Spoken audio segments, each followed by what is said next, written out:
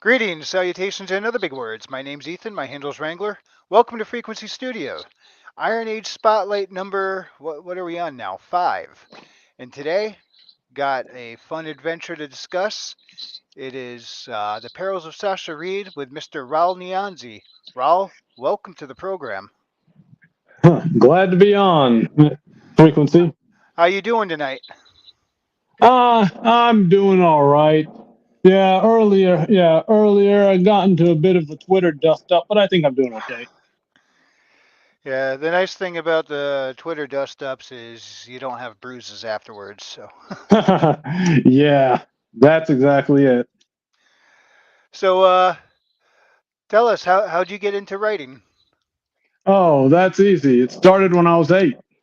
You see, I was watching Looney Tunes one day, and I remember in particular a Porky Pig cartoon about him and his father like okay, Porky was supposed to get feed from the market, but instead he bought these pills that have all sorts of weird effects. All right. Mm-hmm. All right, I went and okay, he of course he takes the pills back to his father, and his father gets mad, and then like the animals eat the pills and all this weird stuff happens. And so the very first thing I wrote was basically just a summary of that. Then from there, I just started making things up. And, all through elementary school is a graveyard of unfinished works, many of which I don't remember, some of which I barely remember. And then in high school, a phase of fan fiction. Like most stuff I was never able to finish, Yeah. but but I never really stopped writing.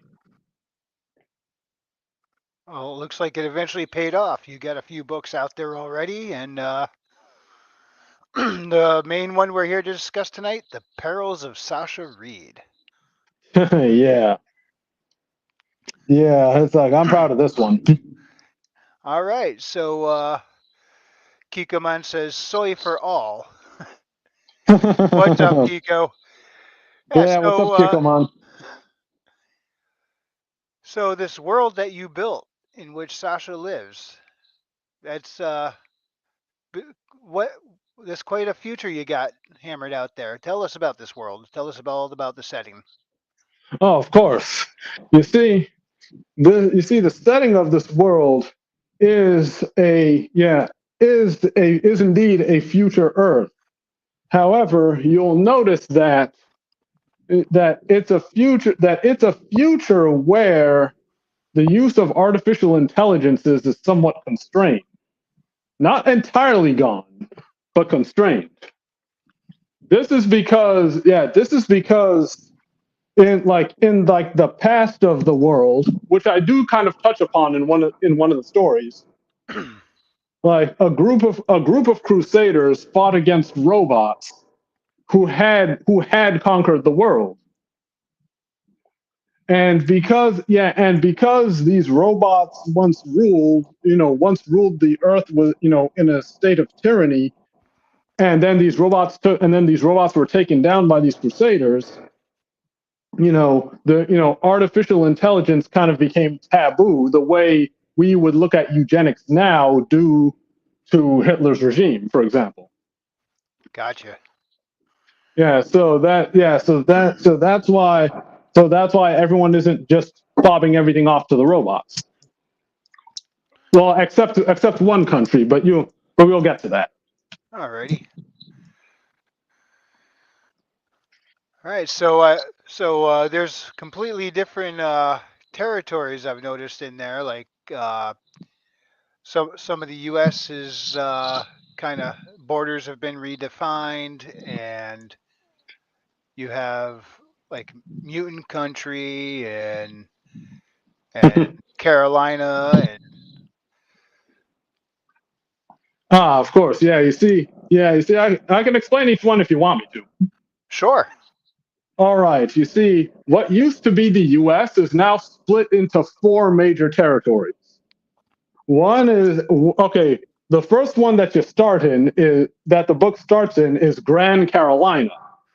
It's Right. it's basically made up of the states of the old Confederacy minus Virginia, Arkansas, Louisiana, and Texas. So basically, so it starts from about where North Carolina is and goes to the Mississippi River. Okay. Yeah, you see that country is meant to kind of be the normie country. It's the one that's least weird out of all of them. I mean, it's a bit of because they don't have to worry about what people on the other side of the country think. It's a little bit of a caricature, you know, God, guns, and glory, that kind of thing. Yeah. Yeah, And that attitude is definitely present there. yeah, it's like that. But then but then the other territory of note here is the North American Kingdom, or El Norte for short. You see, all right, remember how I mentioned those crusaders that took down the robots? Yes. Well, that was the country those crusaders ended up founding. You see, they had originally come from Mexico. Yeah, they had originally come from Mexico, and thus when they took over, they decided to to impose a very specific kind of culture on the new territory that they now ruled, and they decided to do it as a kingdom, in the structure of a kingdom. Because they felt that a democratic form of governance, was a bit of a mistake. So, but ironically, they see themselves as the second America, even though they're a kingdom. Yeah, they see themselves as the inheritors of the old United States. Right. And down in the chat, Rangmar Verillion, aka Black Knight, has also joined us. Hey, Black Knight, how you doing? I hope you're doing fine, Black Knight. All right. All right. Now the third territory of note is, as you mentioned, mutant country. You Right. see, as you would imagine, it's where the mutated beings live.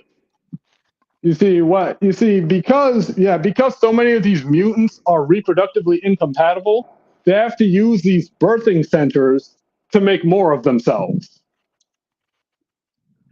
All right. Mm-hmm. You see, the reason for all those mutants, the reason all those mutants exist is because there's a little bit in the book mentioned where Red says Texas belongs to Grand Carolina. Right. Yeah, all right. Yeah, where one character from Grand Carolina says, Texas belongs to Grand Carolina. Well, like about 150 or so years before the events of the book, Yeah. there was a war. Yeah, there was this war in which one thing that happened was that Grand Carolina did try to retake Texas, Arkansas, and Louisiana by force by using mutants. Grand Carolina lost this war, but then the mutants had to go somewhere. So mutant country was set aside just for them. However, the thing about mutant country is that it's unstable and violent. Like, there's a government in Jefferson City, but it really doesn't have any control outside of what we would call Missouri. Gotcha. So it's just this place where you have all these warlords fighting each other. Yeah.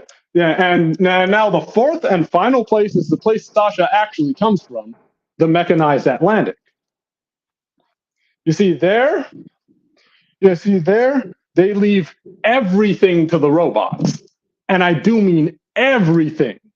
As a result, the people there do not view human life as valuable at all because it has no use.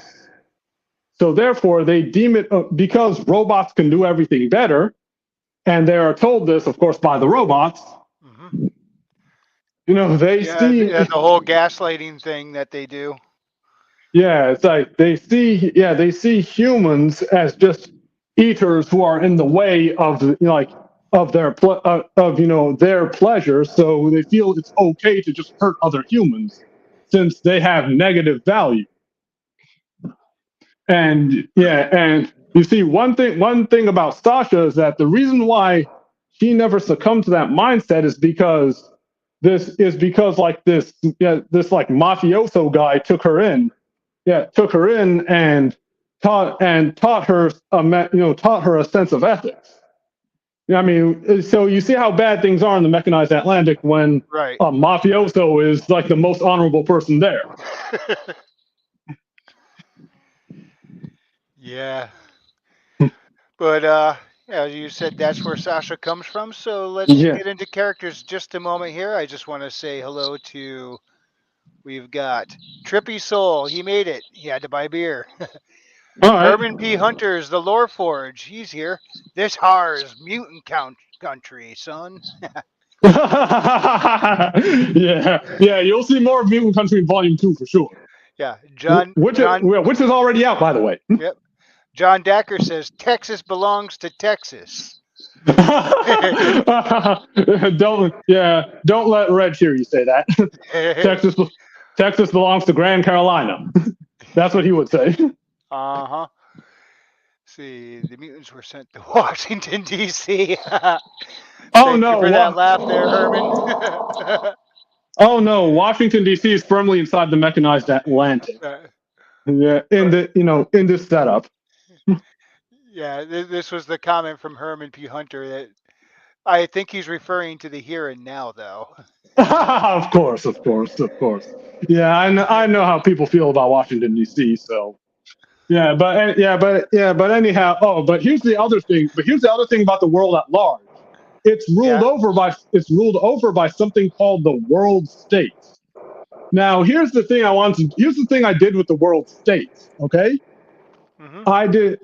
Most people would have made it like either this evil global empire, or made it like it is in Star Trek, where it's like the happy global liberal democracy where everyone hugs each other. Yeah. I decided to do neither. What I did was that, you see, they recognize that they have a lot of power, but they specifically do not want to become the evil empire. So they have a policy called radical non-intervention. What that means is that they do not come to, they do not send the military forces, the United Terran Defense Force, which features a lot in that story. Hmm. Yeah, they do not send the UTDF down, unless a member state requests it. And when they do come down, they do as directed by the leadership of that member state. The only time they do something extra is when like some kind of crime or terrorism crosses borders. Yeah, I've noticed they tend to be tied up in red tape quite often. Yeah, for precisely that reason. Because they specifically do not want to be they on the one hand they want to maintain world peace and make sure countries don't attack each other, but on the other hand they don't want to be the evil empire. Gotcha. They don't want to be that. So they're Although constantly trying to walk this fine line of we're here to help, but we're not going to hold your hand. yeah, and you see the policy of radical non-intervention again. Sounds great on paper, but I'm sure you can think of a million ways it can go wrong. Oh yeah, we even saw a few. Yes. For example, that's why the mechanized Atlantic exists at all. You think that animatronic Baron asked the UTDF to do anything there? Nope. Exactly. And you would think that your conscience would dictate that you do something about that hellscape, but according to their laws, they don't. Yeah, Kiko has a question. All right. Is this Fallout inspired? Oh no, not at all. It's actually, yeah. It's not inspired by Fallout in the slightest. In fact, if there's any inspiration at all, okay, if there's any inspiration, it has like two big sources of inspiration. Like the first one is, of course, is obviously Terminator.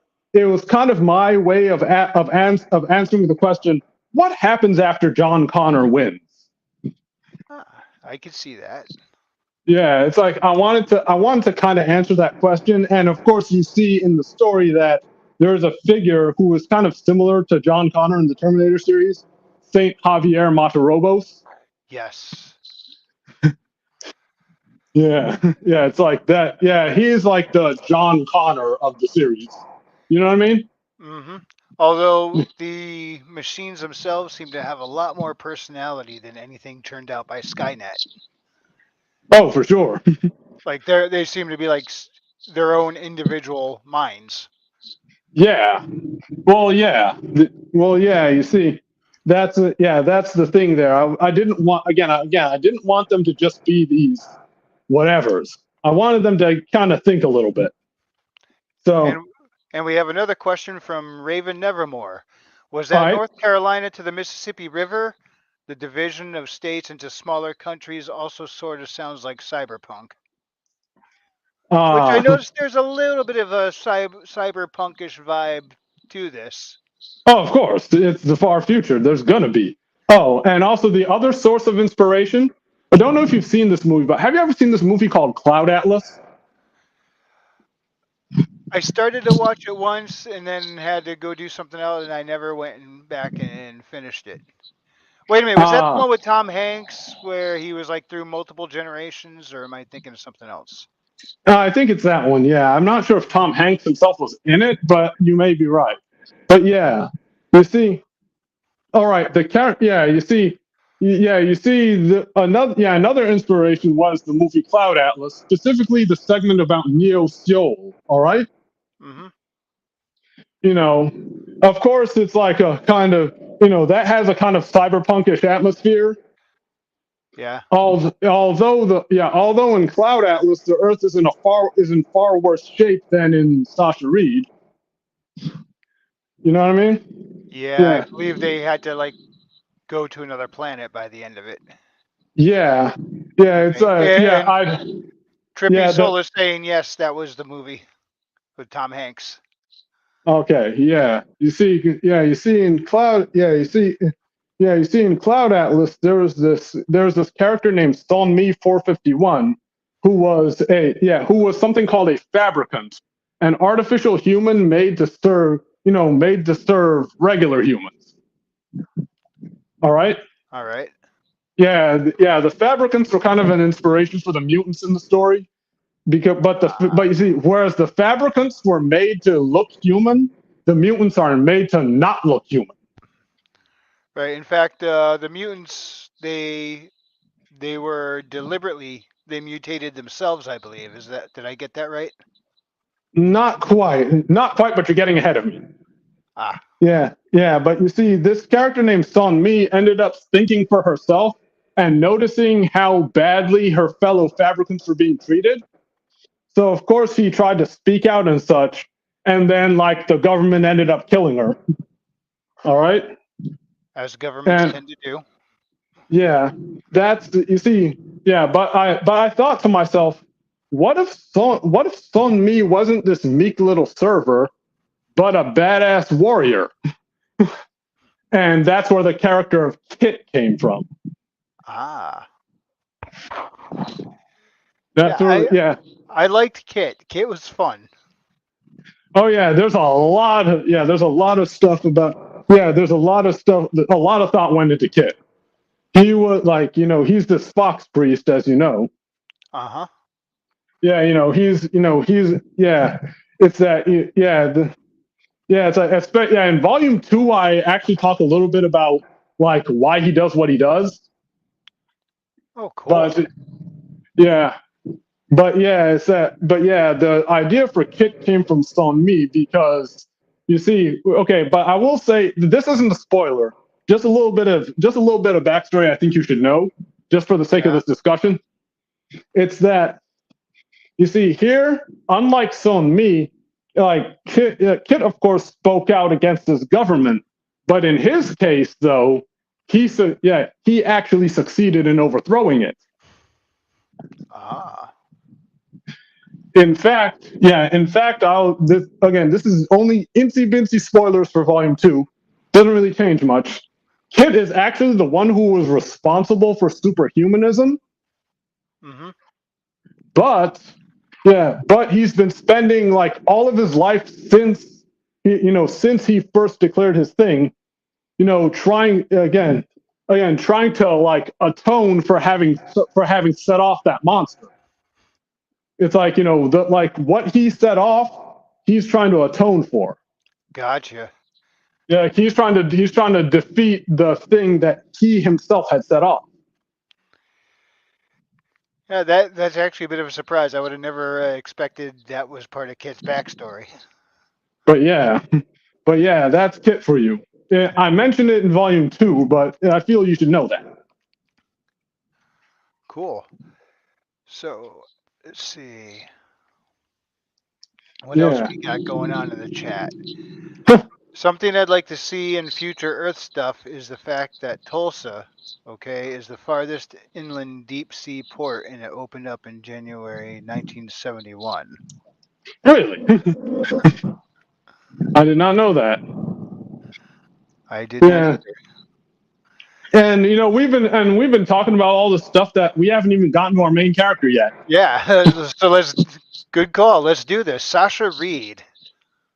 Yeah. As I explained to you, Sasha originally came from the mechanized Atlantic, Hmm. was basically raised by a mafioso, and then when she was in high school, was sent to Grand Carolina, where she had some trouble adjusting at first. For example, she had to learn that no, you're not allowed to assault people for their sneakers. Yeah, yeah. You're not allowed to just casually kill people if you want something from them. She had to learn those things. Yeah, But little life lessons. but she had internalized them by then. But by the time she became an adult and started going to college, she had internalized that way of thinking. She had internalized a more civilized way of thinking. But she was also this very outgoing person. So she decided to become a pit girl. Now how Formula One used to allow those girls to kind of show out on the racetrack. Yes. Yeah, before they banned them. Yeah, that's what Sasha is in on for her racing team. That's what she, and of course she likes just kind of showing out like that. And but of course you can also see that she's very multi-talented. In fact, she ends up inventing a revolutionary technology that would allow, The yeah, Koki D. the COCOD, yeah, the compact containment device that would allow you to that would allow you to store anything inside subspace. All right. Mm-hmm. Now, of course, something like this is very valuable, Oh yeah. which is why all these bad guys are coming after her. Now here's my thought process regarding Sasha. Okay. Okay. Yeah, which I'm sure. Here's the real meat and potatoes of it, right? When I first conceived of the idea actually came from like a series of raunchy video game ads that I saw. All right. Yeah, I was like, they would never make ads like these today, I thought to myself. So then I was like, all right, let me write a story that could be advertised by such ads. Okay? All right. So I ended up writing Raid on the Racetrack, which is the first story in the first volume. Yeah, that yeah. I remember writing that down. I remember just writing that at first, before all the pandemic stuff hit. All right? All right. And so I decided, you know what I'm going to do? I'm going to write a bunch of stories where like a pit stop girl gets kidnapped all the time precisely you know, damsel in distress stories are not really in vogue. You're not supposed to write those. So I was like, let me just turn it up to 11, okay? So I was gonna write a series of stories, all with a similar premise. Like, she gets into some kind of trouble. She gets kidnapped by one bad guy or another, and then she has to figure out her way out. Or at least manage to get her boyfriend there, and then they fight the bad guy together. You get what I'm saying? Yeah. Don't worry, Kiko. I will definitely be putting up the spoiler warnings when we get into details. All right. Yeah. Yeah. Raven All right. Nevermore said, most people don't know about it. Whoops. I got something popping up in front of the.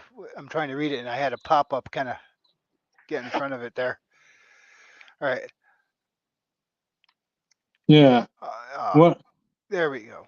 All right. Yeah, most people don't know about it. It's about 2.5 acres. It's 8 miles from Tulsa International Airport and is equipped for rail services with BNSF. I think that was a continuation of what he was saying about Tulsa. Yeah. Yeah, I figured it was. But anyway, that's what I was saying is that, I was going to write this damsel in distress story because that's out of vogue. That's not what you're supposed to write. So I thought, let's turn it all the way up to 11. But I also had to do something else. I had to make it so that Sasha was an otherwise ordinary woman. Sure, she had a talent, for like machines.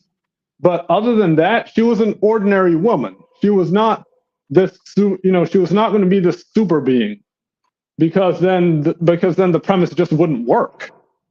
Right. If she was. Yeah, if she wasn't like ordinary, you know what I mean? Mm-hmm. But Yeah, I noticed she has a habit of taking the ordinary and using it for something extraordinary. that's the point there. And the other point, here is that, and the other point I really wanted to hammer home is that she loves her boyfriend, because one disturbing trend I noticed in popular entertainment now is that it seems like a lot of these female characters don't love their guys. Yeah, it's weird. It's almost like they're encouraging people to belittle their own bonds. Yeah, As social creatures, that's not a good theme to keep pushing into the population. yeah. So that's why you notice that she's always like enamored of her boyfriend and such, because I specifically wanted to go against that entire trend. So yeah, it's like she's not gonna snark at him or things like that. Yeah, sometimes she gets into fights with him, but notice that they always reconcile. Yep. Yeah, she wasn't a pushover, but she wasn't nasty to him either. Oh yeah, for sure. Yeah, for sure. And that's what I really want to hammer home with the character. Yeah, with the character of Sasha. She was it's that she's meant to be. She's meant to be this person who's constantly getting into trouble. But also, here's another thing too. You know what I did as preparation before writing the rest of the stories after What Raid on the Racetrack? what's that? I I actually listened to a bunch of Conan stories, oddly enough. Why Conan, of all That's what I'm things? wondering. It's because Conan, like Superman, like Goku, like James Bond, is a flat character. This is another important concept here. Of course, you're familiar with the hero's journey, right? Correct. Basically how Star Wars goes. Right. Yeah, notice that that's a very popular template for telling stories. You start with someone who's kind of like low down, and then they get the call to adventure, but they refuse the call because they want to stay comfortable. But then they're forced out, and they have to make themselves great. Now, that's a great format to use for a coming of age story, and I do use it in one of my other novels, Shining Tomorrow. All right? All right. Yeah, that one does. Yeah, that one uses a hero's journey, but this one, I did not want to use the hero's journey. Instead, I listened to all those Conan stories because I wanted to see how a character with a flat arc is written. And what you find with a character with a flat arc is that while they don't change, they change the people around them. Yeah, it's like it's like, they try to stay true to themselves in the midst of all the things trying to change and jostle them. But I have also noticed she's not without growth entirely. Oh, that's true. Yeah, that's true because people learn things as they go on. I mean, you have to remember Goku was the same way. He didn't just he didn't stay the same as he was when he first arrived on Earth. He grew, he learned things, but yeah, so in Sasha's case, she's not without, she does end up learning things, getting wise to things as time goes on. But fundamentally, she remains who she is. This is not about her becoming something. This is not an origin story.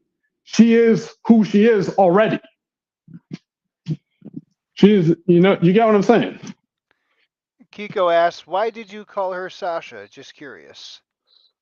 I honestly just wanted to come up with an ordinary sounding name, a Gotcha. name that was utterly unremarkable for a woman to have.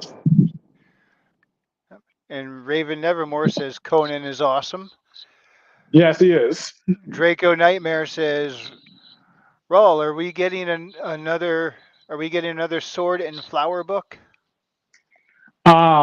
That's an interesting question. I have some ideas of how to go on with that, but my next book is actually not likely to be that particular one. Yeah, it's something else. It's something else entirely that we'll discuss after the spoilers. Alrighty. And Yeah, yeah, but Raven Nevermore said, "I need to pick this up then. Uh, El, Des- El Donce is constantly getting in trouble, but she's super scientist, super athletic. Parts are boring." huh? What's he referring to? I'm not sure. What's Raven? What is El Donce? If I'm even pronouncing it right. Put it in the comments so that yeah. Okay, Maji Chan says hi, and Yeah, it's like what's boring because I can guarantee you that that Sasha is for the most part on the back foot most of the time, as I'm sure um, frequency has seen. all right, so let's talk about Reg. Ah, yes, Reg. His full name is Morden Reggie. Is Morden Reggie, and he's like the main driver for the Dark Saturn racing team. At first, you notice that he was a little unsure of himself, but Hmm. but as the story goes on, he becomes like a tough, violent dude. He's again, this is somebody who's not afraid to just like go to town on somebody who wronged him.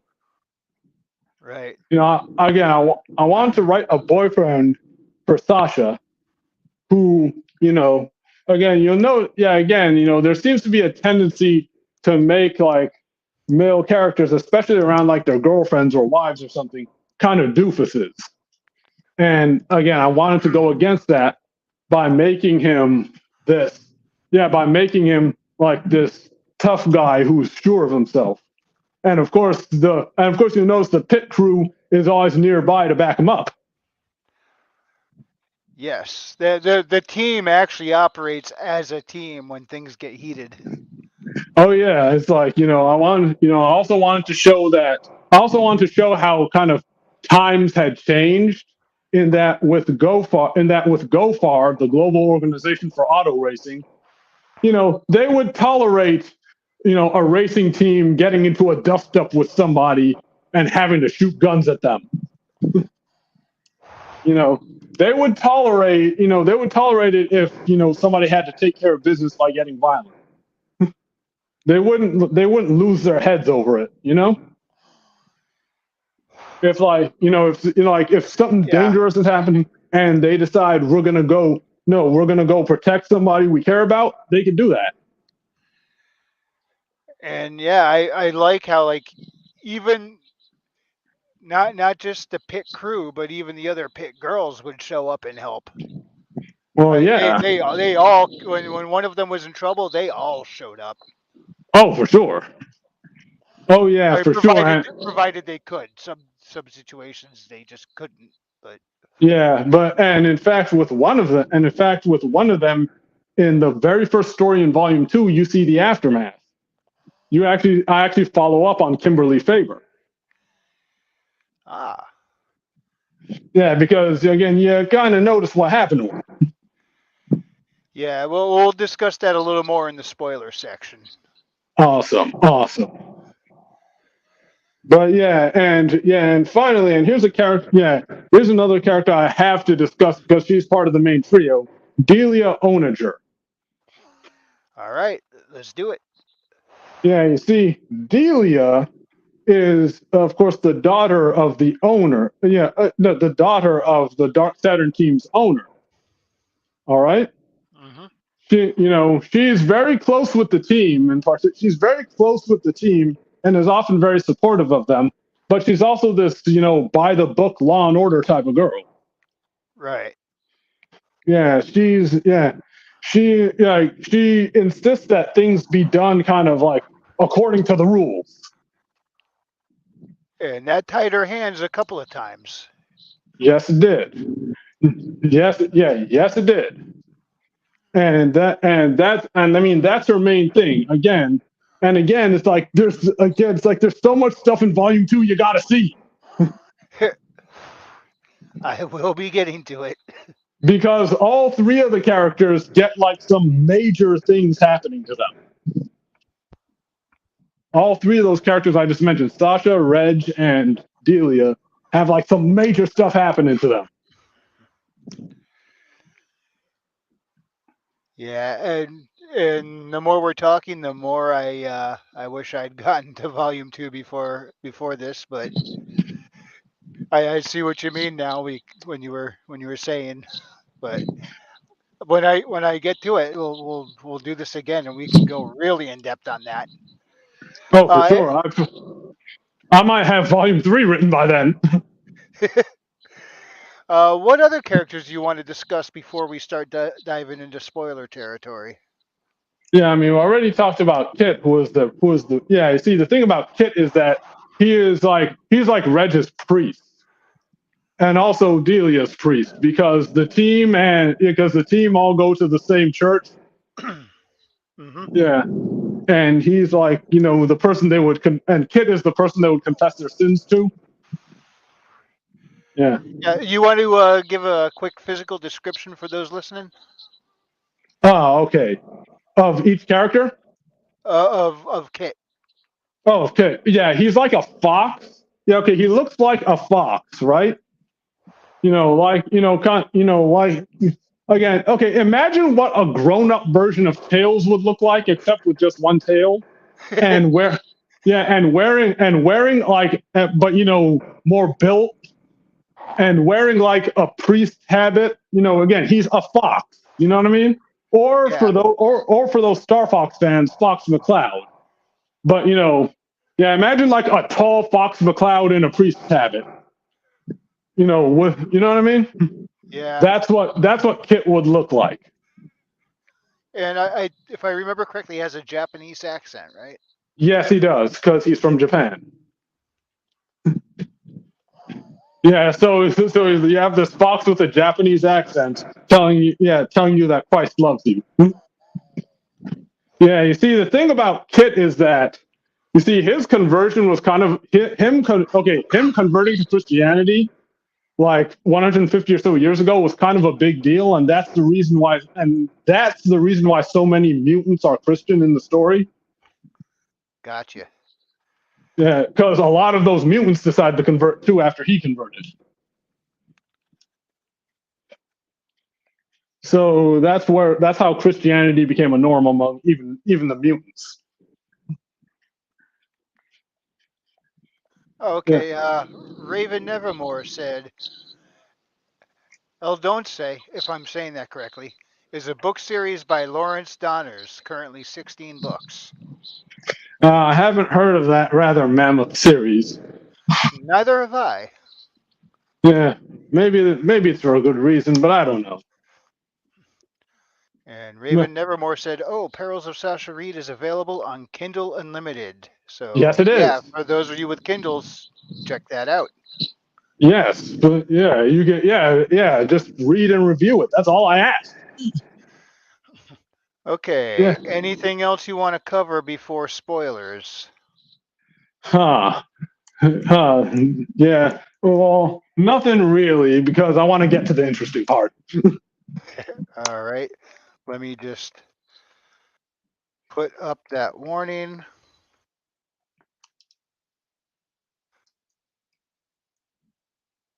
All right. And boom. Okay, let's do it. Let's dive into details. So spoilers are starting now. All right, Kiko. We'll see you later. Yeah. All right. Spoilers are starting now. 5, 4, 3, 2, 1, go. Let's rock.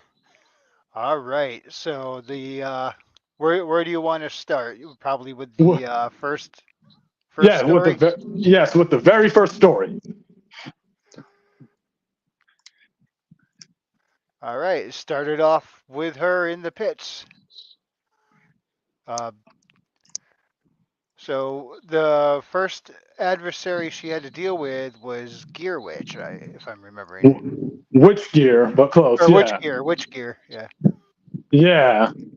Yeah. You see, witch gear is a witch that's able to control machines, as you can see. Mm-hmm. And it's real. And I'm really kicking myself so hard right now because I didn't mean to put her out of commission that early. That early I because was again, actually kind of expecting her to come back later on, but well, you see, here's the but you see, I was smart about it.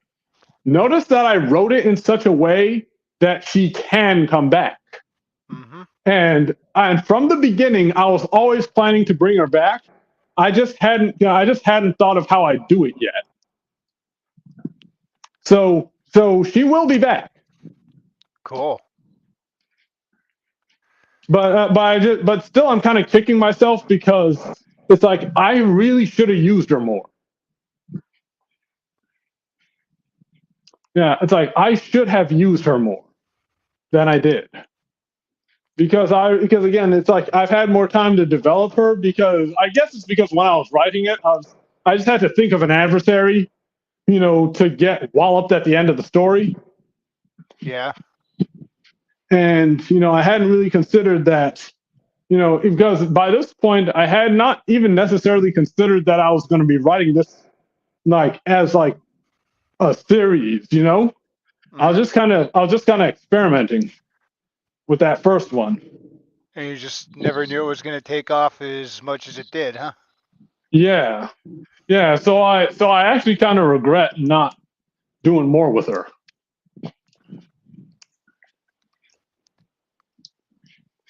Now, Yeah, that's was she also related to much of what happened later with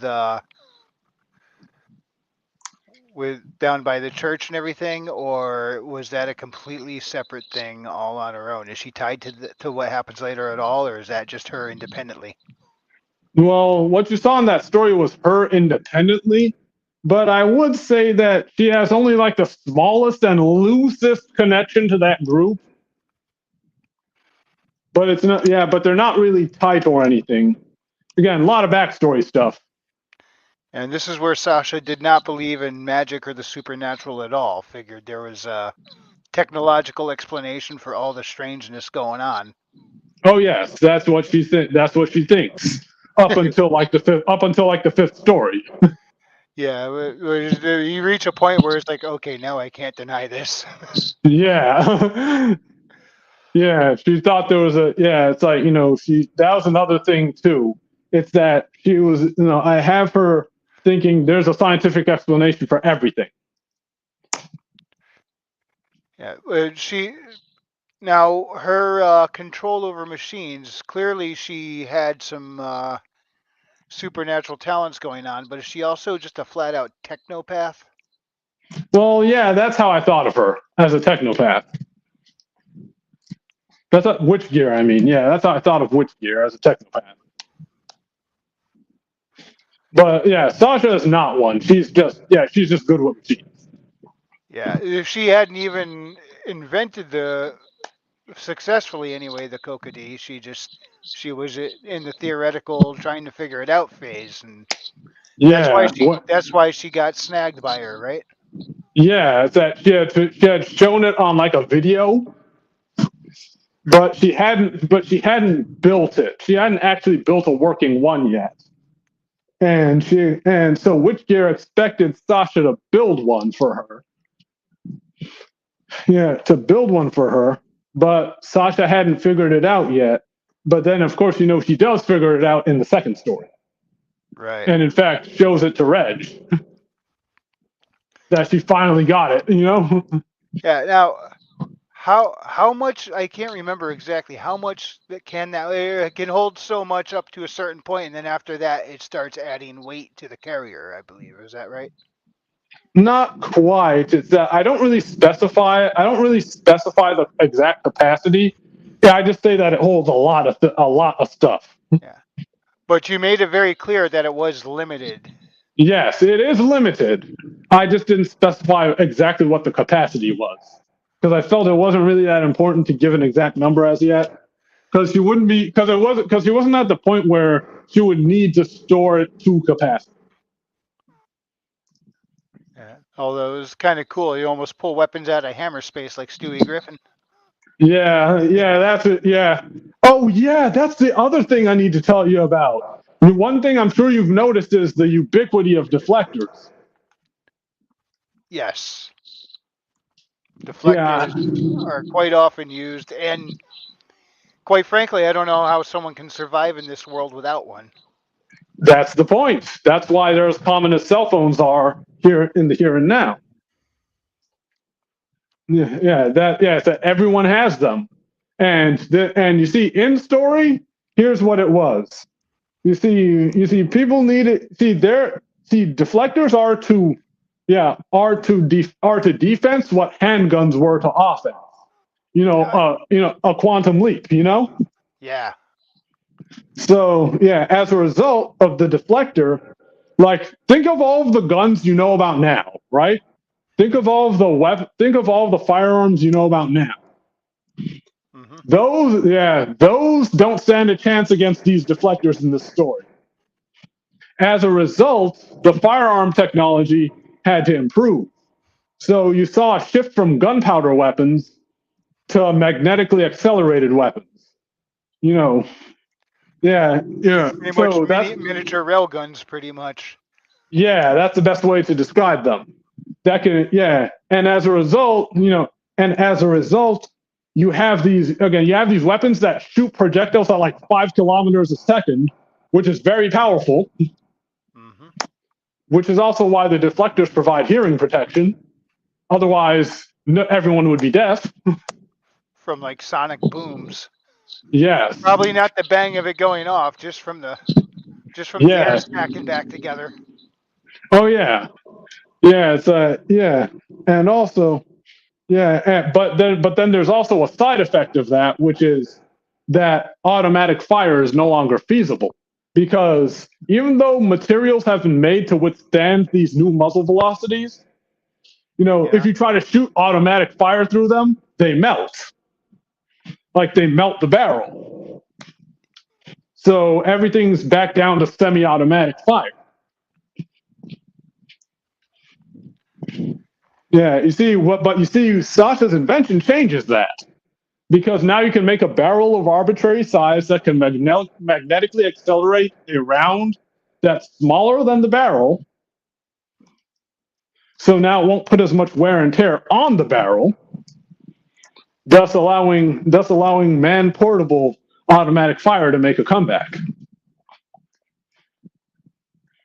And people thought they wanted her for her good looks. Yeah, it's not just her good looks they want her for. She has something that could revolutionize. She has something that could revolutionize the entire balance of power. Yeah, and she's just barely beginning to tap into that by the end of the first book, is because as inventive as she is, her tech, her revolutionary tech, is like in its infant stage still. Oh, for sure, and she's 100% aware of the potential of it, which is why she's not in a rush to patent it, because she knows exactly what it could be used for. It's not just a convenient means of hammer space. That's you know again, that something like that, something like that would be like, if it existed in our world here and now, would indeed be revolutionary. Yeah, I mean, you can practically carry a vehicle in your pocket. Yeah, or a nuclear weapon. That's a scary thought. Exactly, and that's why Sasha hasn't patented it. All right, so let's go on to book 2, or You mean part 2. yeah, Mutant Country, yeah. Yep. Yeah, what do you want to know about that one? Well, it was let's see. It started off, they were filming a commercial, and the mutant was playing the bad guy for an upcoming race, and then Yeah, that kind of, I guess the best way to describe that is it put a lot of folks in mutant country into a bit of a Twitter rage because they felt it was offensive. yeah, of course. Yeah, because she was, the mutant was playing like the scary monster menacing the girl. Yeah, so of course they'd find that a bit offensive. And that's the first time we saw the Terran Defense Force going, we need to stay out of that one. Yeah, yeah, it's well, I mean in mutant country, the UTDF actually makes a very prominent appearance. This is where you first see them in combat. I mean, yeah, they make an appearance in the first story, but they don't really do much. But in this one, this is where you finally see them in action. Right, but I think they had a little bit of legal problem doing that because they needed a good enough reason to cross a boundary. Yeah, yeah. Although legal problems have more to do with the third story than the second. Yeah, because in the second one, I think the Jefferson City government did request that the UTDF come down. Okay, so I might be mixing them up here. Yeah, you are. Yeah, because again, the UTDF is very prominent in the second story. Now, you see, here's the thing: the bad guy in the second story, I'm sure you've noticed, is the Superhumanist League. Right. You see, here's their idea. They want to. Okay, all right. They want to cure evil by rewriting all of humanity's genetic code. Mm-hmm. The idea is that since we have the technology to rewrite humanity's genetic code, why don't we rewrite it so that injustice is no longer possible? Now, you can see why people would object to such a thing. Yeah, that would screw with free will. Exactly. They would. Yeah, it's that they just want to rewrite everybody to obey them in all things. Yeah. And of course, that doesn't fly with sentient beings too much. But they don't care about that. They don't care about that. They want to fix the world and fix all injustice through that. So that's why they're attacking these other mutants who don't want that.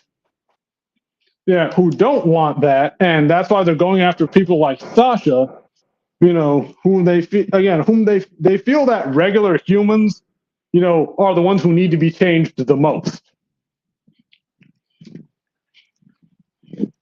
And I go more into this way of thinking again in volume 2, but volume 1 has plenty there. Has plenty there. Mutants who don't want to go along with it, of course, are attacked because in mutant country, as I said, government is very weak. So you tend to have these warlords attacking each other. And that's why they called in the UTDF to deal with the superhumanists in particular. That whole thing that whole thing is just because I just hate the sight of seeing like people just get bullied all the time, like trying to browbeat them to say obey me or else, to save the world. It's like I hate that mindset. So I put that into the Superhumanist League. Yeah. And that's where the Kokidi really came in handy for carrying some equipment. For sure. Oh yeah, for sure. And also where you see a bit of the corruption inside the UTDF itself, because you have to remember, it wasn't just a monster. It wasn't just a mutant who kidnapped her. There was also that one officer. Okay. Again, I was mixing it up because I thought that was the third story. No, that's the second. Yeah, it's like, so that, and you notice the name of the mutant village. It's Lynn Connie. If that sounds familiar, yes, it's named after Abraham Lincoln. Gotcha. In story too. Yeah, in story too. Now, the third story, that was Mechanized City, or was that the fourth? No, it's the third. It's called The Old Homeland, and it's the one about the mechanized Atlantic. Yeah, what you have is what you have is that her dad is on the back foot now in the mechanized Atlantic, because you see that whole place is run as a kind of game where you have to gather as much resources as possible and then have your robots make stuff for you while you defend your resource stores. It's like, think of it as like StarCraft but live. I was kind of thinking of it as almost like a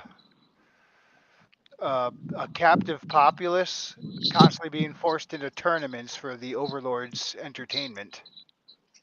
It's not quite like that, but what happens is that the combat jubilees happen to ensure that one person doesn't get too strong.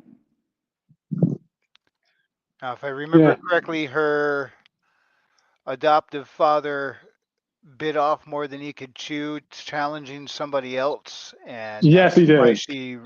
That's why she returned, or no, you remember Sasha. No, that's why they wanted to get him out of there. But right. Delia wasn't. But Delia wasn't. Said that I can't do that because that's against the law for me to do. You can't just get Delia out. But then they're like, but then Sasha realized Delia does want to help, but she also doesn't want to violate her military oath.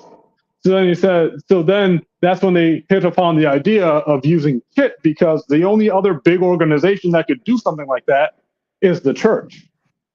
Right. So they're like, okay, I'll just have the church take responsibility for it all.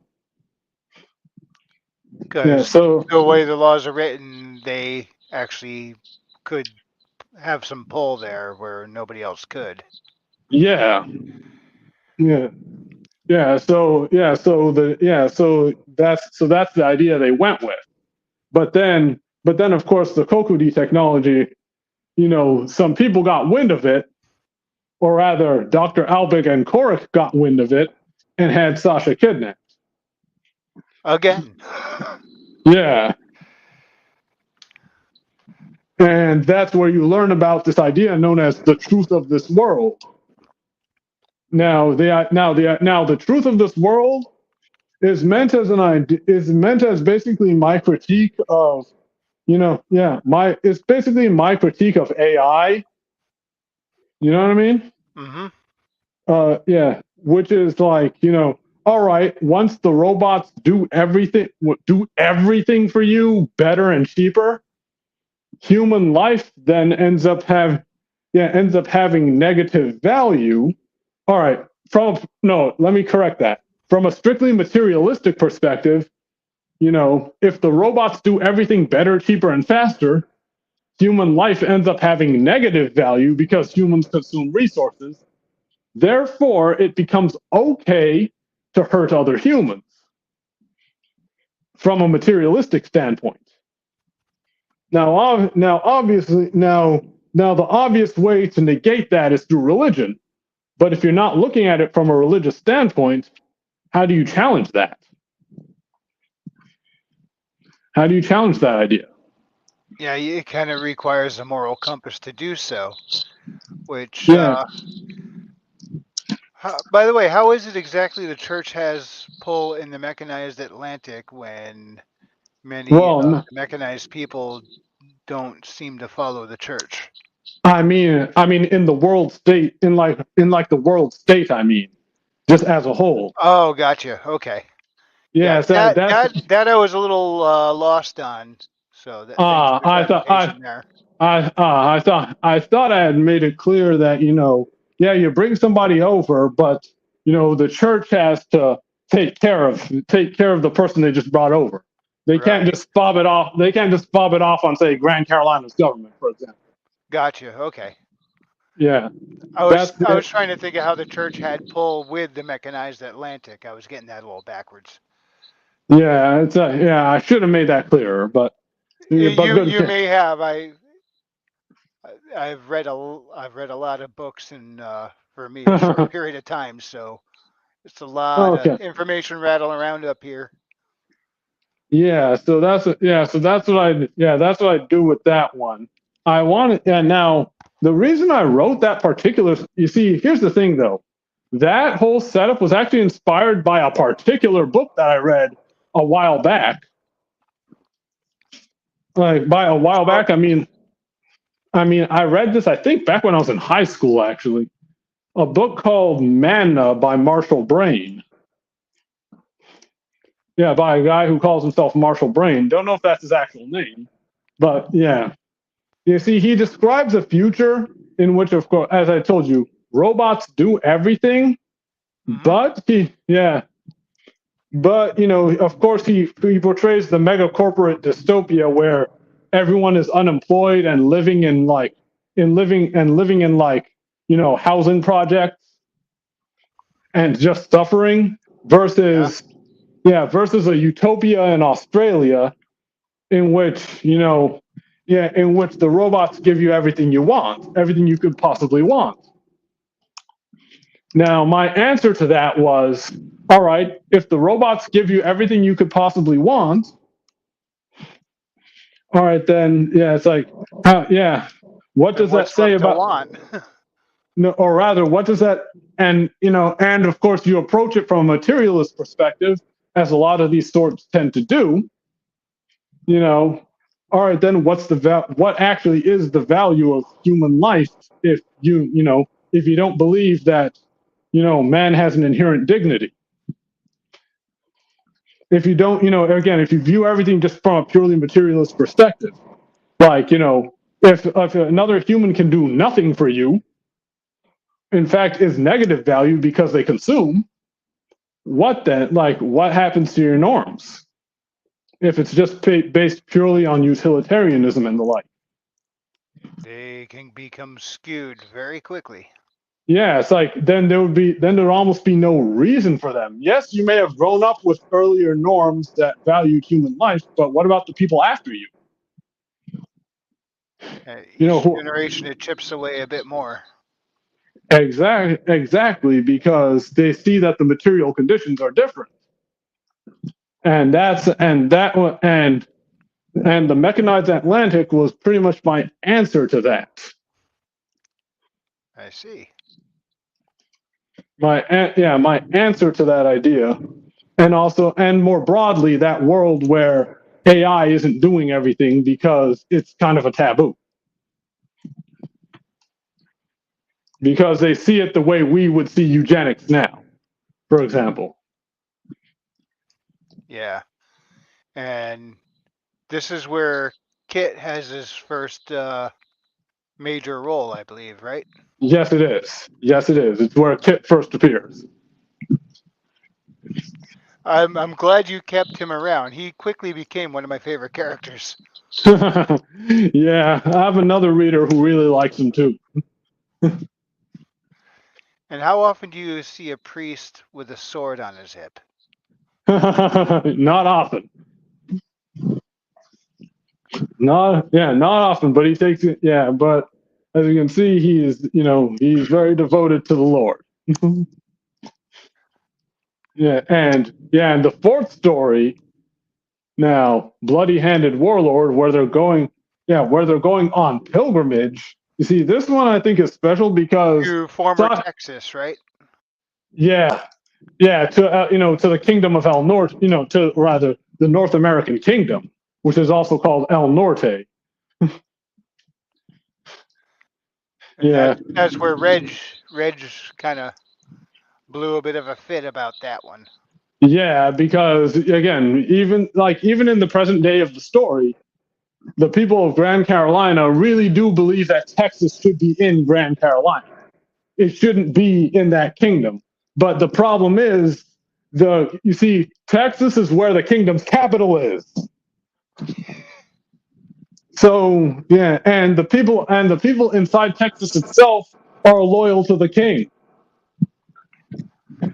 And so, no matter which way you slice it, Grand Carolina has to go. Well, the people who live there are the people who live there. So, Yeah, even though they really, really do believe that Texas should be in there, that Texas should be in there, and there's even a bit of a terminology argument because the people who live there now call it Tejas, but the people in Grand Carolina call it Texas. All right. and people get heated over which term you use.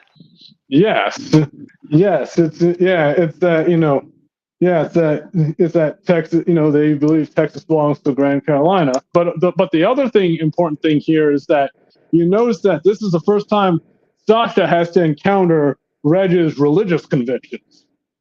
Right. Which he kind of started clinging more to than before. Yeah, and Much yeah, to her chagrin. yes, very much so. It's like it just drove her crazy. Because the only reason she even went on this pilgrimage was just to be with Red, even though she did not believe. So of course, obviously, she couldn't receive communion or anything like that. She just wanted to be with Red, Right. and Kit just kind of let it happen. Yeah, And then she was not happy about having to dress modest. oh yeah, she is never happy about having to dress modest. Yeah, it's like and it perturbed her, but of course you notice that her dressing modest actually gave her the ability to deal with Blood Eagle by Yeah, posing. what a psycho. Oh yeah, oh yeah, by posing as a pious woman. He's like, yeah, I get to corrupt this girl. Yeah, she used that to her advantage quite well. Oh yeah, and then there's Although that must have scarred her what she had to watch happen before oh she was yeah, able to fully take advantage and take the win.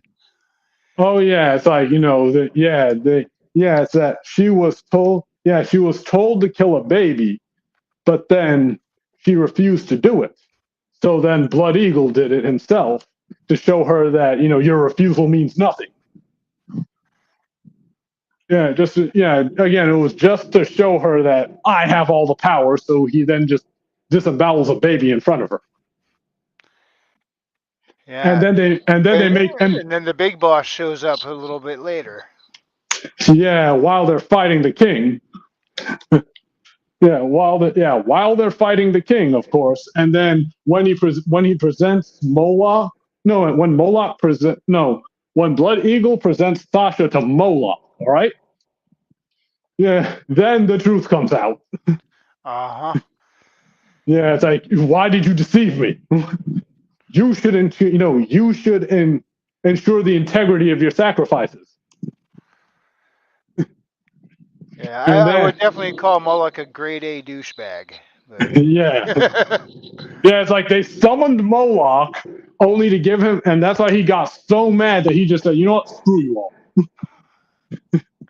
That's why he left, because you presented him with a sacrifice that you lied to him, you lied to your god about a sacrifice. yeah, she's supposed to be pure. It's not my job to praise the sacrifice. That's yours. Yeah. Yeah, so he just left, and that's why he was pretty much cornered. That's why Blood Eagle was pretty much cornered, and they were able to take him down, though he did escape.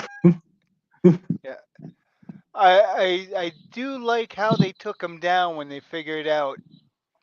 Even though it's a supernatural ability, they kind of used logic and reason to figure out how to screw him up on his phasing. Yeah. Oh yeah. And then they get him that way. We have a And very spoilery question from J.D. Cohen. all right, Will Blood Eagle return? I am planning on it. Yes. Yeah. Yeah. And the funny thing about Blood Eagle, you see, the thing about Blood Eagle and about that whole story is, I wrote that thing before the Roe decision went down.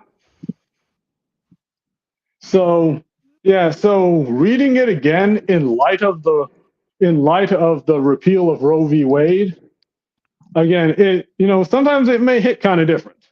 Yeah, because I mean, there is a lot of weird things happening in the real world. I mean, a certain little Caribbean island turned out to be real. So there's a lot of Yeah, nasty stuff going on out there. yeah, for sure. But now, speaking of weird stuff, we can now get to the final story, the fifth story. Hawaii. Yeah, Hawaii. Yeah, you see with that one, I believe that they were going on vacation. Mm-hmm. Yeah, they were going on vacation, especially after what had happened. And yeah, and then you see the Kahuna there. I believe her name was Jill Packard. Decided that she needed a force to fight off something similar to what had happened in El Norte. But really the goal was to actually challenge the UTDF using an army of ghosts. This is where Sasha really could no longer deny the supernatural. Indeed, she I guess cannot be, deny. I guess being smacked out of your own body will do that to you. Yes. Oh, you say yeah, and then yeah, and then she encounters a World War II serviceman who was also brought back, named James Garfield Middleton. Yeah, Was, that name. was that Yeah. based on anybody? No, I just made up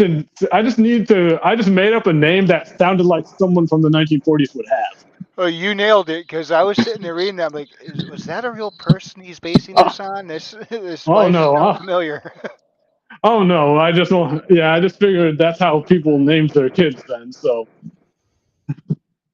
yeah, yeah. So, and of course he had heard that the United States was long gone and everything, and saw that his comrades were also brought back, but many of them had went to hell. So yeah, So they were yeah, happy to be there and doing this stuff. yeah. Or rather, they were just kind of doing whatever the witch told them, because again, they were they were like damned spirits. So and then yeah, and then of course, you saw that Packard up the ante by bringing back an entire Japanese ship. Yeah, and if I remember correctly, their deflectors were kind of useless against the arms they were using. Yeah, because it was spectral in origin. Hmm. Since it didn't affect the physical body, it affected the spirit. So that's also why they needed holy water from Kit. Or no, I don't think it was from Kit in particular. I think they got a local priest to do it. Yeah, they got a different. It wasn't Kit. It was a local priest. My bad. Yeah, Yeah, I do believe any priest would be able to handle yeah. that. Oh yeah, for sure. Yeah, but notice how I wrote the battle in the air with Dark Saturn. Notice that they were flying planes with which had technology they were unfamiliar with. Yeah, So oh it's like obsolete to their understanding, pretty much. yeah, oh yeah, it's like they wouldn't know the first thing about piloting that kind of a plane. So only James Garfield Middleton could really do anything. Because notice that Sasha was completely bungling it, for example. Yeah, they all were, even Reg, Oh, for sure. and he's a driver. Yeah, but they had no idea how to fly that kind of plane. That they So can oh, kind of steer it, but yeah, so they were of course getting destroyed by all these Japanese pilots. But you notice that the UTDF had a lot of trouble too, because Mhm. so many of them didn't believe in God, so they were pretty easy to blow away with the spectral bullets. uh, thankfully, Sasha's a quick learner, and she learned Yeah, not how to pilot, but yeah. Yeah, in fact, she had to inhabit a UTDF member's body quickly to deal with Packard. since they were in a mech, she was like, "Oh yes, something I know how to steer." Yeah, yeah, oh yeah, oh yeah, yeah. It's like, and then you notice that ending there, where it's actually where she meets Middleton again in the hospital, Hmm. and then he says, "That's my name." And I intentionally left it ambiguous as to whether that was the same person or just somebody who happened to have the same name. I was thinking my best speculation was he was a descendant. I'm not saying anything. Fair Yeah, enough. yeah, yeah. I'm just gonna leave that ambiguous as to whether it's him or whether it's a descendant or what have All right. you. This Yeah, it's that. Yeah, it's that. Yeah, it's that. Overall, yeah, it's like this one. I like. Yeah, again, it's like.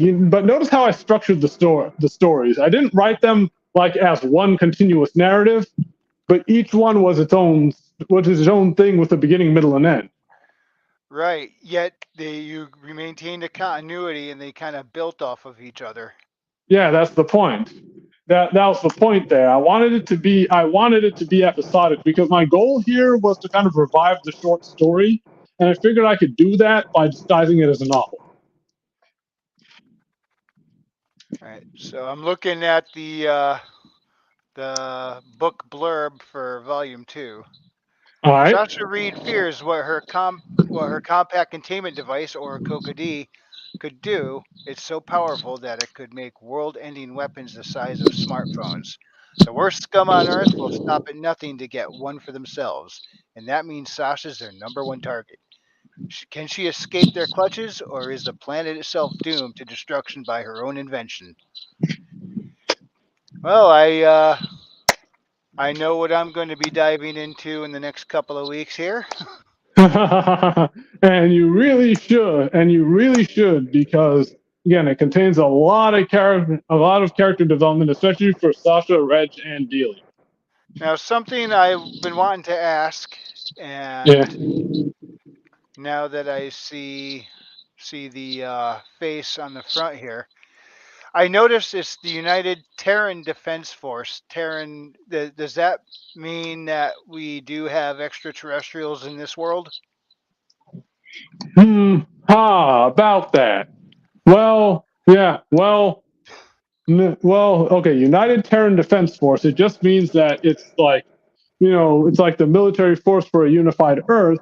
But but in this world, I'm not gonna say whether there are extraterrestrials, but I will say that there is a colony on Venus. Venus. What? I'm gonna guess atmospheric colony. Like No, not on no, the surface. Venus was terraformed. That must have been one heck of a task. It took centuries, and I don't even necessarily go into the details in volume 2. I just want to say this here, all right? It All took right. centuries. It took centuries to happen, but it was snatched from under them. Ah, I'll probably go into the details in a future story. gotcha. Yeah, So, but it was so this guy on the cover is most likely one of the mutants. yes. In fact, that's Stasso Lutefisk, who was the person that kidnapped her back in Volume 1. Really? Yes.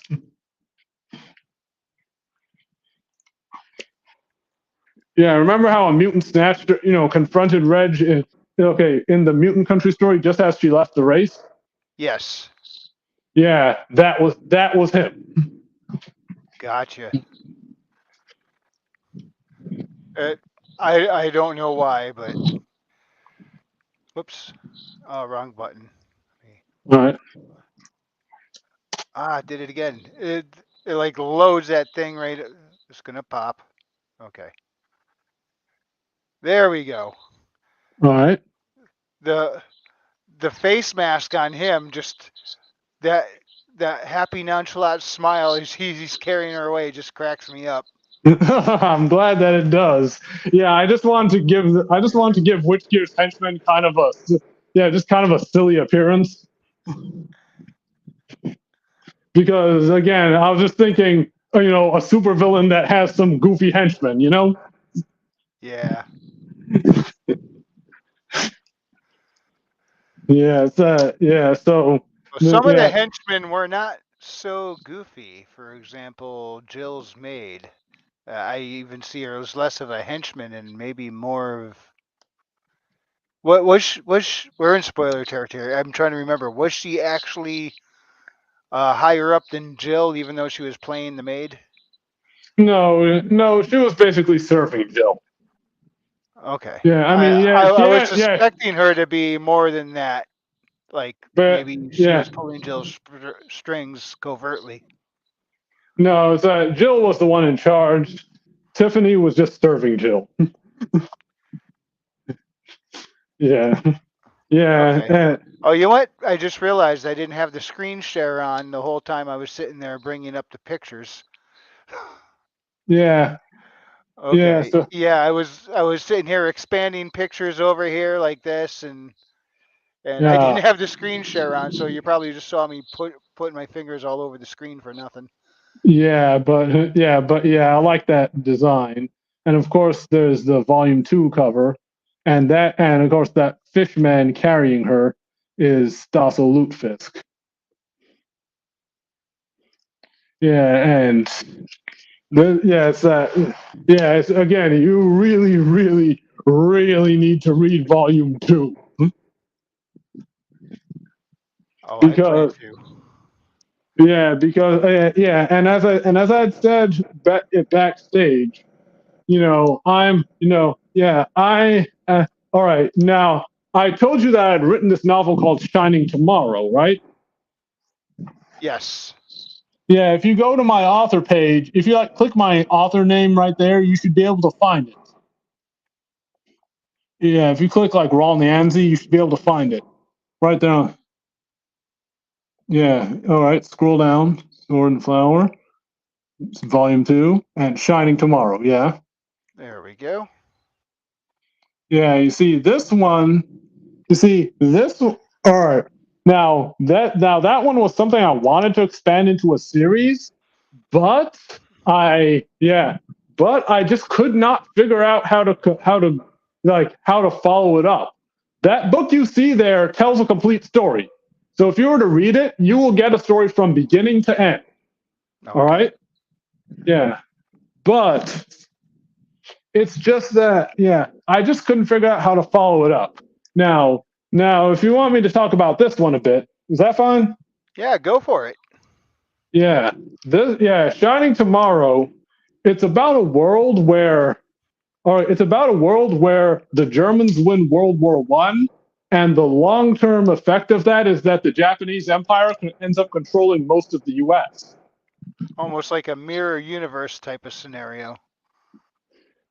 Yeah. Now, mind you, like around like the 2010s. So basically, around no, not so much around this time, but basically from the period of about 2015 to 2020, like Japan and Germany end up fighting this massive war for control of North America, and the Germans end up losing.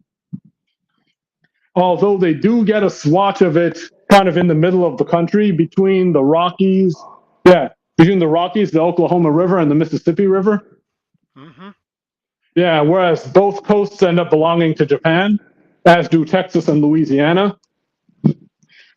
to link the two. Gotcha. So, yeah, so, so by the time the story starts, like this situation is well established. The main character, Irma Kaneyasu, is this Japanese American girl who is in this humanitarian organization called the Young Elegant Ladies of the West, or Yellow. They are like the country's they're the country's main humanitarian organization. Okay, think of like the Salvation Army, but like way more well respected. Gotcha. And they're known mostly for helping the homeless and teaching in the elementary schools. That's K through 2 in particular. They figure that it's safe for high school kids to teach little kids. Um. Yeah, I don't know about that. Well, you also have to remember that the culture is quite different too, because if you have a culture that basically lived on and off under fascist rule for a long time, like certain things just aren't going to fly that fly here. Right. So the culture is a lot more conservative, a lot more strict. Of course, some people So don't so want. they'll tend to mature a little quicker. Oh yeah, especially Okay. Yeah, in that scenario, I could see teenagers being. yeah. Oh yeah. It's like again the culture. Yeah, again the culture is not like our culture here, and you see that becomes a problem because here's the thing about Irma. She wants to be seen as she wants to be she sees herself as kind of like she wants to see herself as a good exemplar of this culture because Right. she wants to she wants to get married in her 20s and have a bunch of kids and you know what I mean, have Mm-hmm. a good just be what a proper young lady should be. However, this person from like this huge defense contractor. Okay, this guy named Masaharu Inoue, also called Tuxedo Tommy Gun because he often wears a tuxedo and carries a Tommy gun. Yeah, decides to kidnap her best friend because Irma's friend Pixie, government name Virginia Shirer. They call her Pixie because she wears her hair short and she's kind of petite. Pixie ends up getting kidnapped by this defense contractor guy because he's aware that she has special powers. All right. Okay. Now, Irma is at first reluctant to actually like go after her because again, Irma's not like Sasha or Red. She really does believe that I shouldn't get involved in any violence. Yeah. I really like I shouldn't. I like no. This is like no. She literally believes violence is men's work, basically. You Gotcha. know, and then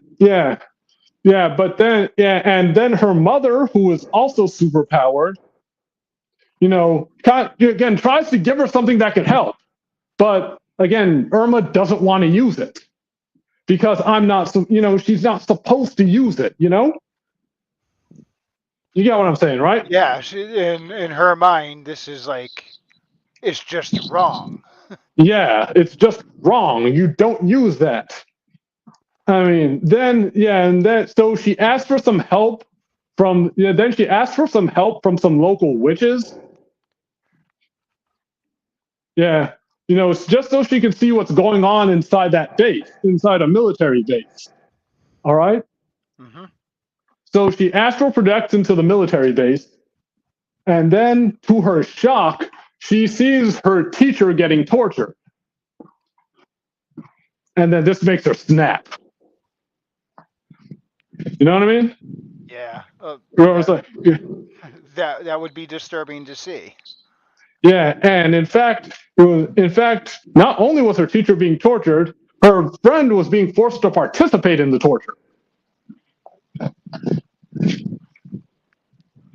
So that just made her just snap and it's like, all right, I'm going to take care of them. Yeah, so it's about her fighting off this defense contractor using her giant robot and such. Yeah, I mean, a bit of a long winded explanation, but that was really the best way I could explain it. All right. And you are considering doing a follow up to this, right? Oh yeah, it's like for a long time I could not follow the story up because I just couldn't think of a good way to continue it. But I will say right here that I have thought of a good way to continue it. Those of you who look at my Twitter, you see me posting about the novel of the squared circle or something like that. Well, I'll announce it right here that it's a follow up to Shining Tomorrow. However, however, I will change some details, especially about some of the characters, and it will be set about 100 years after the fact.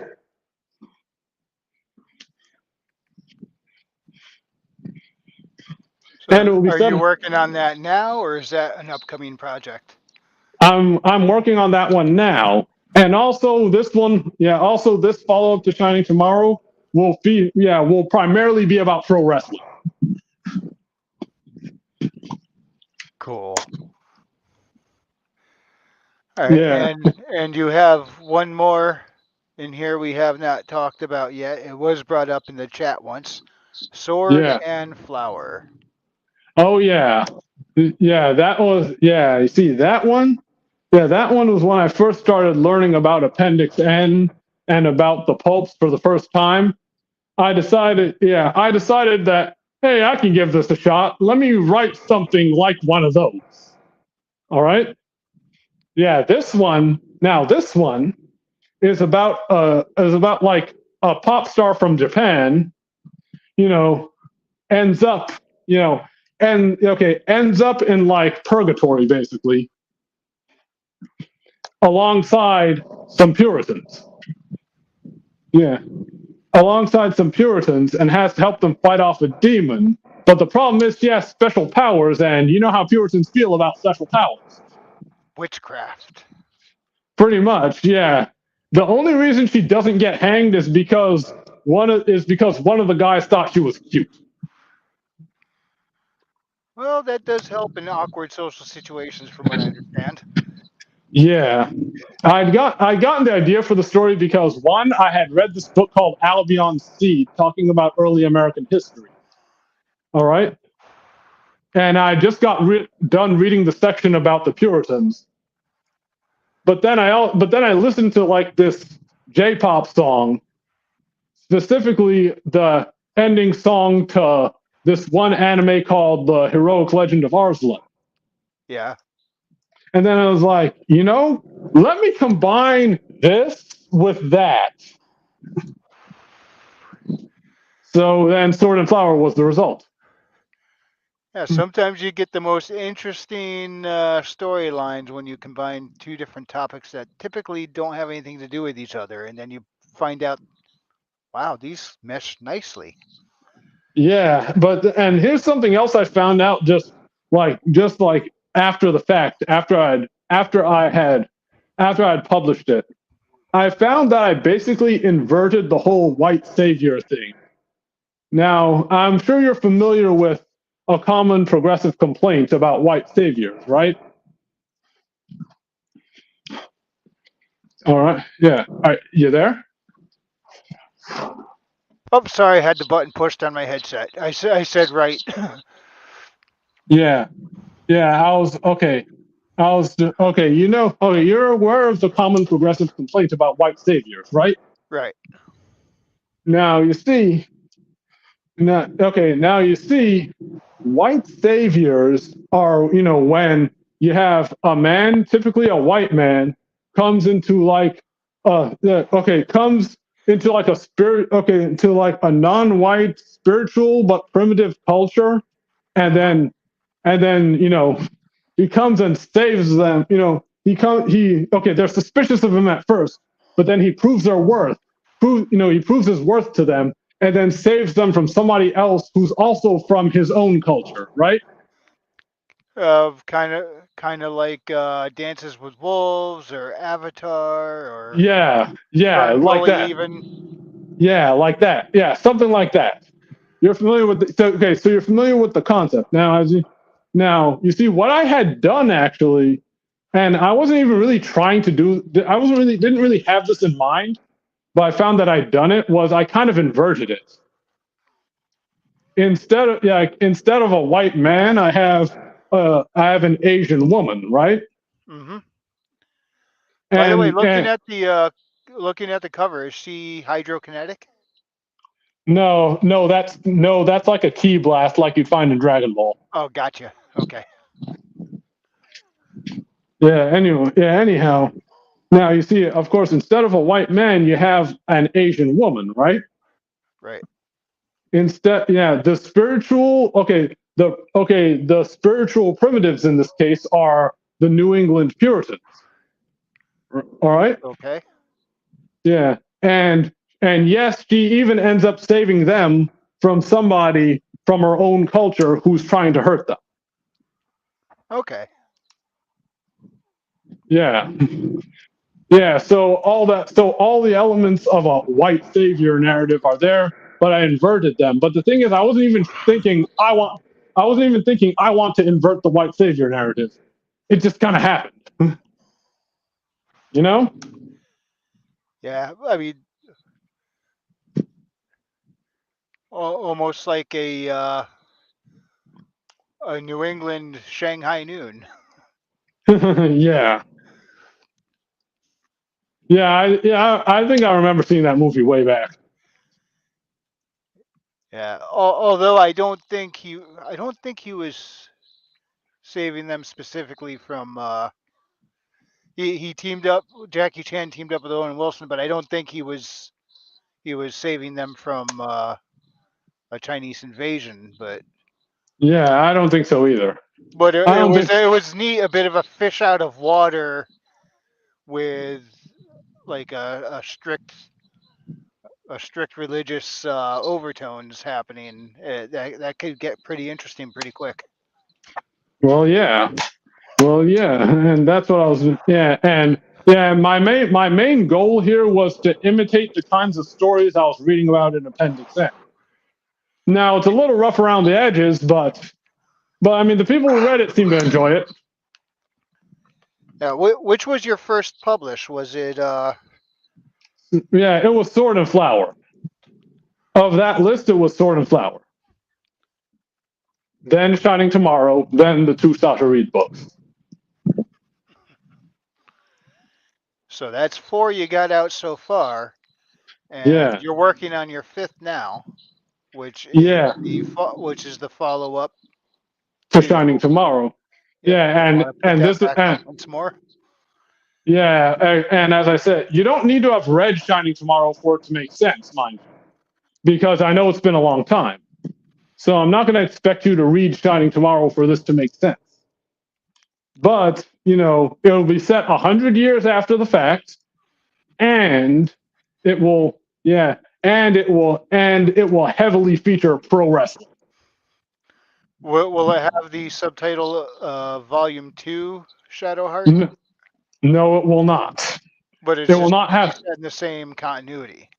Yeah, it'll be set in the same continuity, although I will contradict that book somewhat in some places. Though I will contradict that book in some places, it's in Understood. the it's the same general setting. It's basically the same general setting, just 100 years later. So even more will have changed. Yeah. So same universe, new story. Yeah. Oh, yes, very much. Yeah, very much so. And that's what I'm doing there. Well, yeah, yeah. Is there anything else you wanted to talk about? That was going to be my next question to you. Any other works you have going on that you wanted to bring up at this time? Well, yeah, well, there is this one short story I wrote for one of the IronAge prompts. If you put in Faraway Frontier Substack, you should be able to find it. Okay. Doing Yeah, that now. Far away, is that one word? yeah, Faraway Frontier. I just feel I should bring it up, even though I really haven't done much with it, since keeping up with all those prompts would be hard.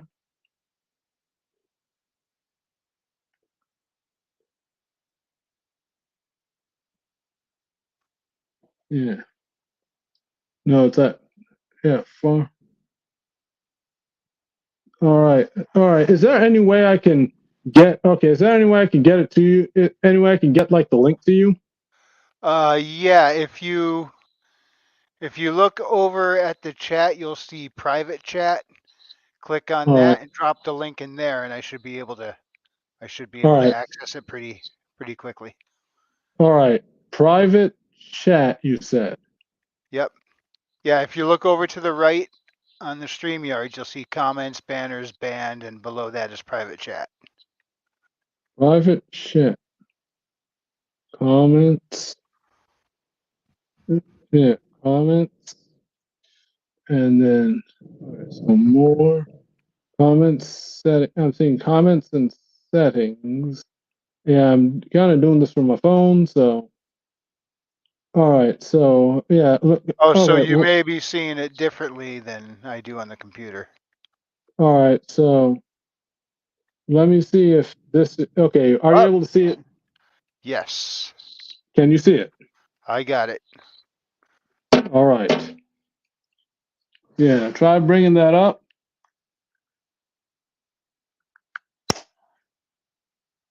Mhm.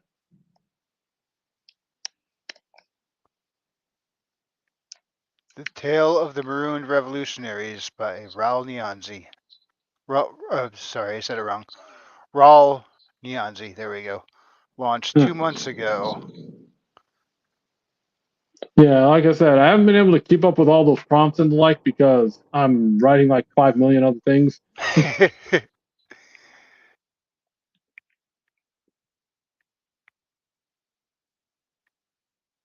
This one was a yeah. I mean, I have some kind of deepest lore there too, but it's but but the story I have there that's called Trust in God and the Mauser is about like a bunch of I figured that a bunch of like high school kids a bunch of like high school kids with guns would be a very powerful force in an ancient Greece like world. Oh. So they decide they're going to free some slaves. Is this? Do I have the right thing on screen right now? I don't see Toshika. it. Yeah, you do. Yeah, the thing you're reading is probably the correct one, but try to put it on the screen share because you're not sharing it right now. Oh, it's not. Okay. Yeah.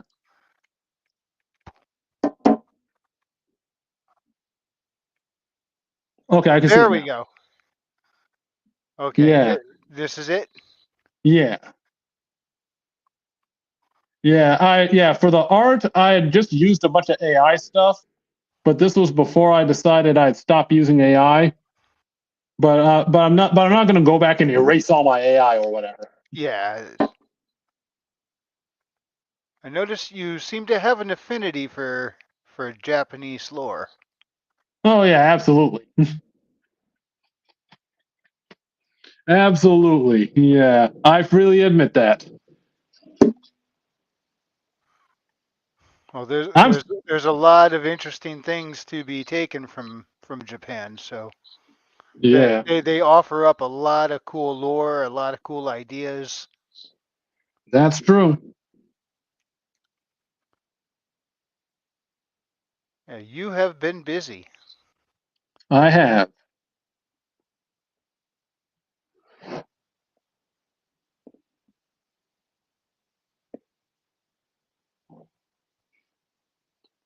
Yeah, this one is yeah, again. I want to do more with this one, but I've got so much other stuff to do.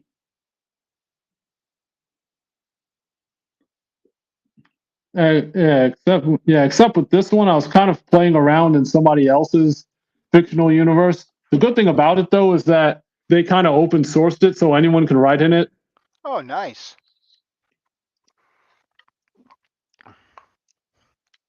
Yeah, the whole point here of this particular story is that these kids have this idealistic plan to free these slaves, but then they think that in a society where that kind of thing is heavily entrenched, it may not be so easy to just you know to just cruise in there and be hailed as heroes or whatever.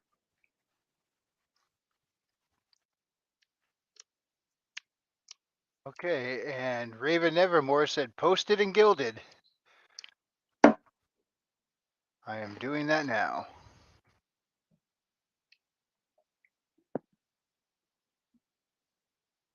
The funny thing is that it's share alike, so if another person wanted to kind of follow it up, they could.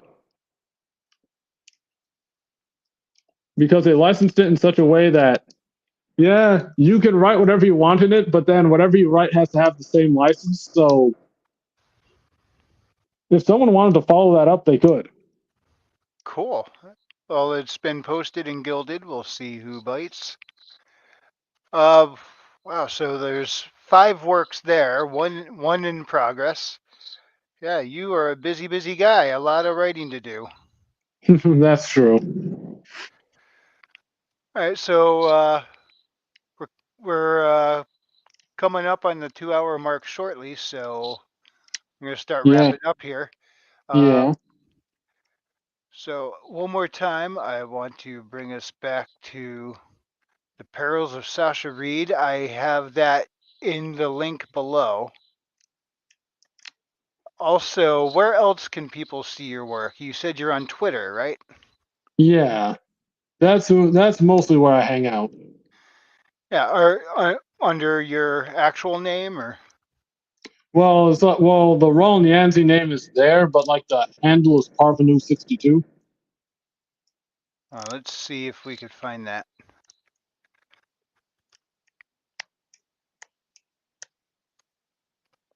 I'm sure you'll find it if you just type like Rawle Nyanzi Twitter or something. Let's see. Of course, since I'm not on Twitter too much. Oh, there's the search. All right, so I can type in your name and that should still pop up. Yeah. Yeah, there I am right there. Boom. Yeah. All right, I want to real quick drop that in here.